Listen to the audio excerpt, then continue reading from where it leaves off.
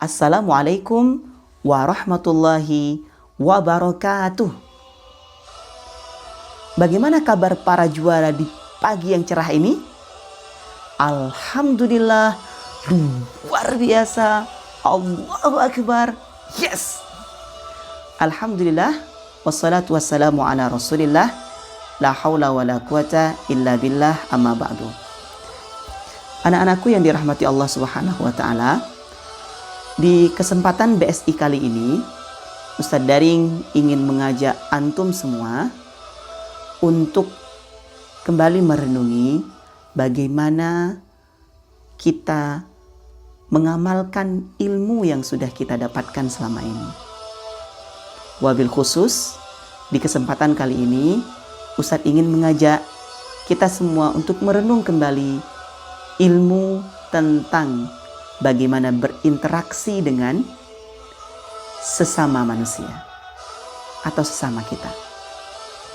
Ya, bagaimana Islam mengajarkan kita untuk bergaul dengan sesama. Nah, kalau mendengar kata bergaul, mungkin di antara antum ada yang terbayang dengan teman antum yang gaul, yang supel. Atau ada yang terbayang dengan sesosok teman yang agak sulit untuk diajak berteman, agak sulit untuk diajak bermain, dan bayangan-bayangan yang lain atau gambaran-gambaran tentang teman yang lain. Karena saat ini kita sedang lebih banyak berada di rumah daripada bertemu dengan orang lain. Namun demikian, tentu walaupun kita tidak bertemu secara tatap muka langsung, pergaulan dengan orang lain tetap tidak bisa kita hindari. Karena saat ini pergaulan itu, interaksi itu sudah berpindah dari dunia nyata ke dunia maya. Seperti pertemuan kita sekarang.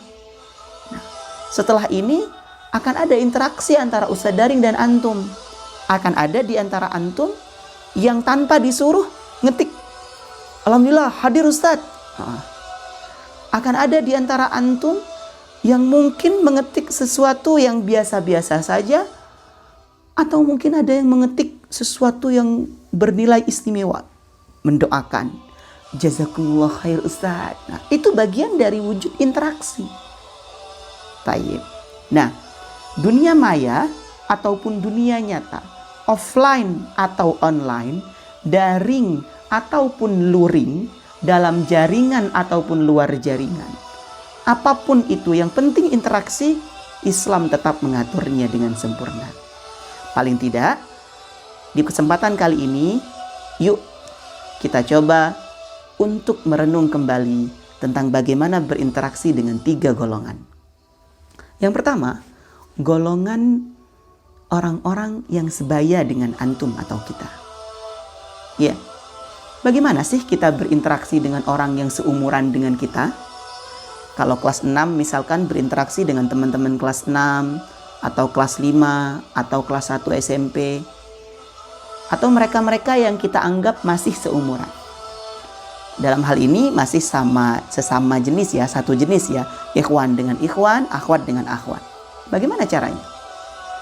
Paling tidak kita ingat tentang satu pesan dari Nabi SAW yang harus kita selalu pegang teguh. Ya, hadis yang sudah pernah Ustadz sampaikan kepada antum, dan insya Allah antum sudah berkali-kali bahkan mendengarnya.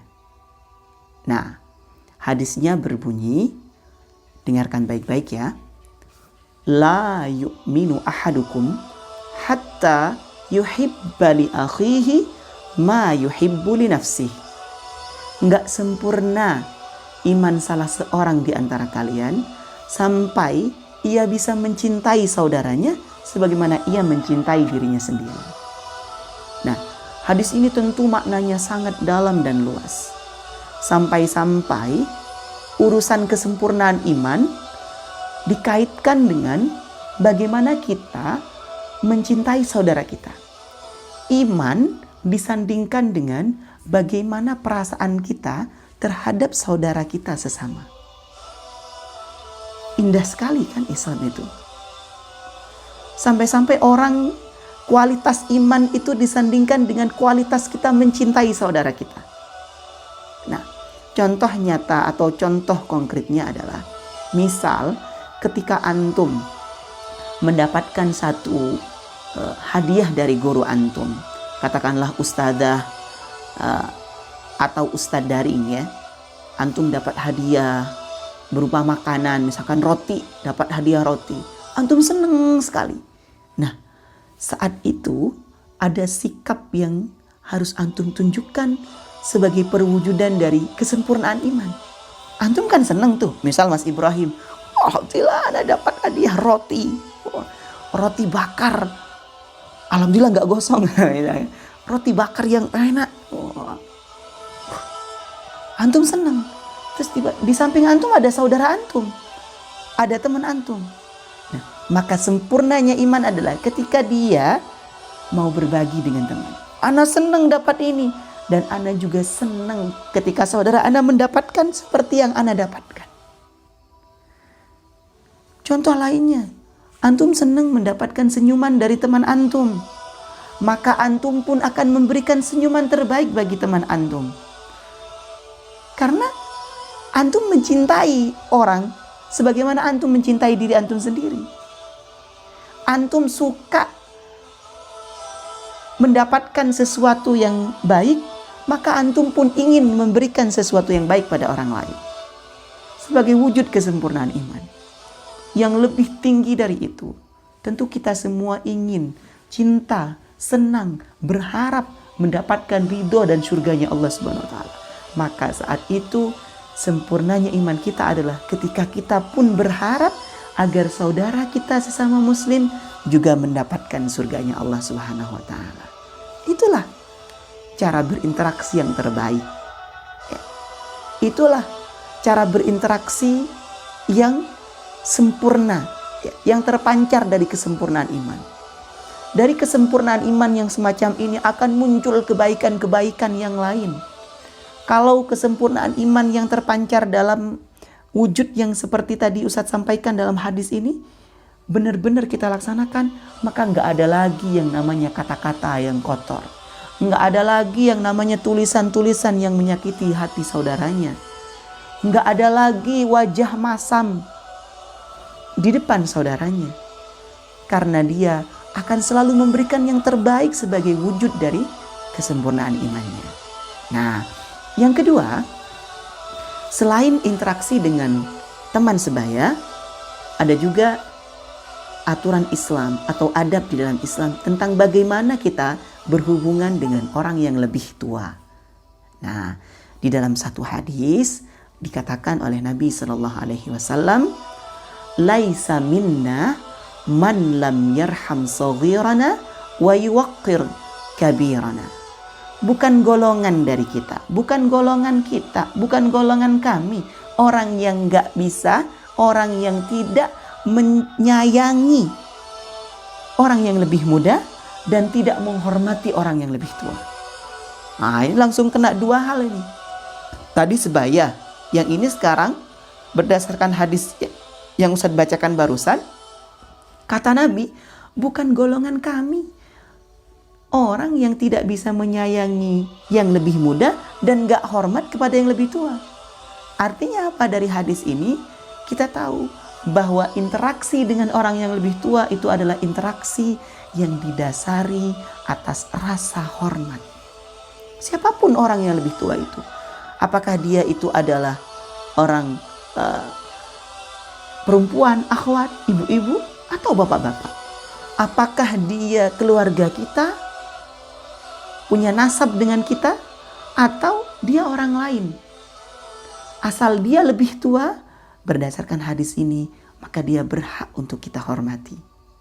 Wabil khusus, jika orang yang lebih tua itu adalah orang tua kandung kita.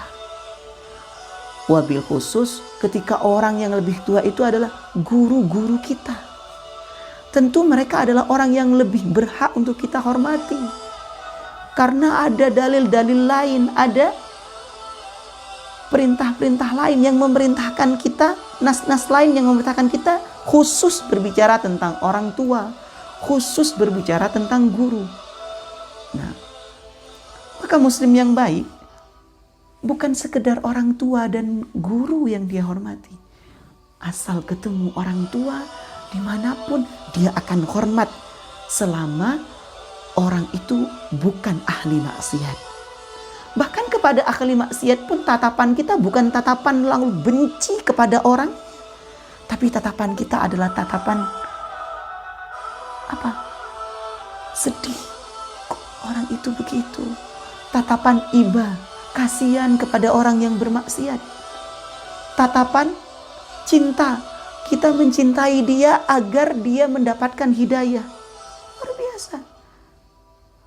Apalagi kepada orang yang lebih tua dan dia adalah orang yang alim, orang yang baik, orang yang solih, maka sangat berhak untuk kita hormati.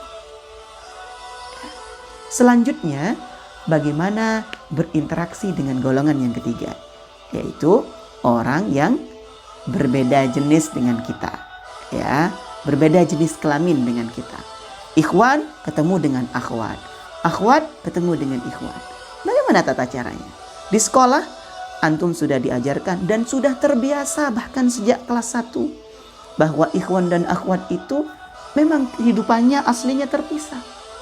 Kalaupun berada dalam satu tempat, interaksinya juga tidak bebas sebebas-bebasnya. Ada batasan-batasannya. Bahkan dikatakan dalam Al-Quran kita itu harus yang namanya ghaddul basar. Perempuan menjaga pandangan dari laki-laki. Pun laki-laki menjaga pandangan dari perempuan. Kalau pandangan saja diperintahkan untuk dijaga, maka yang lebih dari pandangan harus lebih terjaga. Tangan, jangan sampai zalim. Jangan sampai tangan ini hinggap menyentuh sesuatu yang tidak diperkenankan dalam syariat. Ustadz sekarang kan nggak online, sekarang kan nggak offline, aku nggak ketemu dengan akhwat Ustadz, yang akhwat anak nggak ketemu dengan ikhwan Ustadz. Tapi ingat ya, para juara di Insan Tama, walaupun antum nggak offline, sekarang justru interaksi itu lebih terbuka lebar. Dulu ketika offline, ustadz-ustadzah ngelihat langsung ketika antum ada kesalahan. Sekarang kesalahan itu kadangkala terhijab, tertutupi, karena orang lain gak ngelihat, tapi tiba-tiba antum bisa langsung SMS, WA ke temannya, baik laki-laki ataupun perempuan. Mau SMS-nya baik, mau SMS-nya buruk, bisa gak kelihatan sama ustadz dan ustadzah. Maka di saat seperti inilah keimanan kita diuji. Antum diuji, ustadz diuji, kita semua diuji. Dan kita akan lulus ketika kita benar-benar bisa menjaga adab, menjaga syariat interaksi ini di hadapan manusia ataupun tak terlihat di mata manusia. Boleh jadi ustadz daring tidak ngelihat bagaimana Ibrahim chatting WA, Facebook, Zoom, private, ya, chat private dengan temannya. Tapi Allah Maha melihat. Boleh jadi Mas Abid nggak kelihatannya di Zoom baik, tapi na'udzubillah, ini contoh saja ya, tiba-tiba ngetik sesuatu yang tidak baik. Atau akhwat-akhwat yang kelihatan baik, Mbak Akila, Mbak Alia, Mbak Najwa, semua akhwat terlihatnya baik, tapi na'udzubillah tiba-tiba jarinya kurang baik. Nah, karena setan itu di dalam sebuah qaul dikatakan yajri majrad dam, mengalir di aliran darah, itu halus, bisikannya halus. Maka dari itu, ini adalah saat yang tepat untuk kita semakin sadar bahwasanya bukti dari keimanan itu adalah ketika kita bisa taat, dilihat manusia ataupun tak dilihat manusia. Karena kita yakin Allah Maha melihat dan malaikat selalu mencatat kapanpun dan dimanapun. Hadanallahu wa iyyakum ajmain. Semoga yang singkat ini bisa memberikan renungan yang baik bagi antum dan ustadz, dan bagi kita semua ataupun siapapun yang mendengar pesan dan nasihat ini. Subhanakallahumma wa bihamdika asyhadu an la ilaha illa anta astaghfiruka wa atubu ilaik. Assalamualaikum warahmatullahi wabarakatuh.